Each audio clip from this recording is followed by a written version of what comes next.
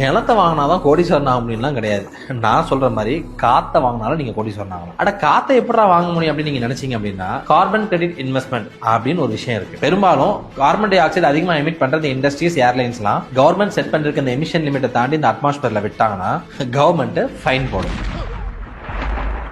இந்த ஃபைன்ல மாட்டாம இருக்கிறதுக்கு இந்த இண்டஸ்ட்ரீஸ்லாம் சேர்ந்து கிரீன் கம்பெனிஸ் கிட்ட நல்ல காத்தை வாங்குவாங்க. ஏன்னா இவங்கிட்ட ஏக்கர் கணக்குல நிறைய மரங்கள் இருக்கு. நீ என் மேல இன்வெஸ்ட் பண்ணும்போது நீ எமிட் பண்ற கார்பன் டை ஆக்சைடுக்கு ஈக்குவலா நான் உனக்கு நல்ல காத்தை கொடுத்து பேலன்ஸ் பண்ணிடுவேன் அப்படின்னு சொல்லுவாங்க. சோ இது மூலமா இண்டஸ்ட்ரீஸ்க்கு கார்பன் கிரெடிட்ஸ் கிடைக்கும். இதனால இவங்க ஃபைன் வந்து தப்பிச்சிடலாம். சோ இந்த கார்பன் கிரெடிட் மூலமா தான் நீங்க லட்சம் இல்ல கோடியில சம்பாதிக்க போறீங்க. சிம்பிளா சொல்லணும்னா இந்த கிரீன் கம்பெனிஸ் விற்கிற காத்தை நீங்க ஷேரா கம்மி காசுக்கு வாங்கி போட்டா போதும். ஃபியூச்சர்ல பொல்யூஷன் ரூல்ஸ் ஸ்ட்ரிக்ட் ஆகும்போது இந்த கார்பன் கிரெடிட்ஸோட ரேட் அதிகமாகும். அப்ப ஆட்டோமேட்டிக்கா நீங்க வாங்கின ஷேர் பிரைஸ் இதை விட 10 மடங்கு அதிகமாகும். இல்லப்பா நானே பெரிய பண்ணையாரு, எனக்கே ஏக்கர் கணக்குல இடம் இருக்கு அப்படின்னு நீங்க சொன்னீங்கன்னா அதை அப்படியே கொண்டு போய் இந்த மாதிரி கிரீன் கம்பெனிஸ் போய் சொல்லுங்க. சும்மா இருக்கவங்க இடத்துக்கு அவன் இன்வெஸ்ட் பண்ணி உங்களுக்கு அமௌண்ட்டையும் கொடுப்பான். சோ எந்த மாதிரி கிரீன் கம்பெனிஸ்ல நான் இன்வெஸ்ட் பண்ணணும் அப்படின்னு நீங்க கேட்டீங்கன்னா கிரீன் மட்டும் எனக்கு கமெண்ட் பண்ணுங்க. நானே உங்களுக்கு பர்சனலா டிஎம் பண்றேன்.